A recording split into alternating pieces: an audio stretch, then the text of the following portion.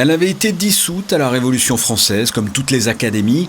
Eh bien, il y a tout juste 100 ans, le 28 octobre 1921, l'Académie de Marine était refondée, une séance solennelle à laquelle participait le président de la République de l'époque, Alexandre Millerand.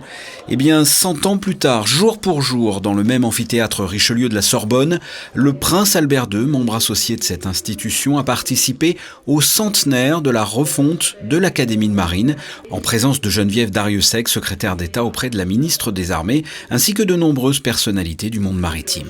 Un centenaire, ça a du sens.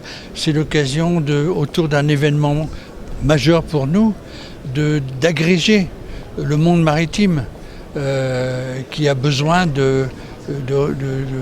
d'avancer en commun, d'avancer ensemble.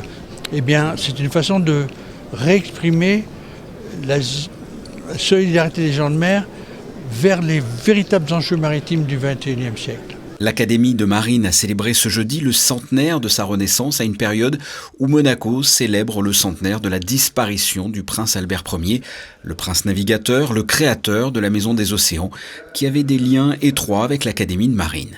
Le prince Albert Ier était admis comme membre associé à titre étranger, comme il a été membre associé de l'Académie des sciences, donc de cette nouvelle académie. Donc cela fait partie évidemment des nombreuses distinctions, des nombreuses récompenses que son œuvre mérite et qu'il obtient à la fin de son existence. C'est la dernière des distinctions que le prince Albert Ier, quelques semaines avant sa disparition, le 9 juin 1922, il est mort le 26 juin 1922, obtient, quelques mois après la recréation de l'Académie de Marine, dont nous fêtons aujourd'hui le centenaire. D'un point de vue historique, la création de l'Académie de Marine, fondée en 1752 sous Louis XV, permettait entre autres à tous les marins de profiter des avancées considérables que connaissaient les sciences nautiques à l'époque.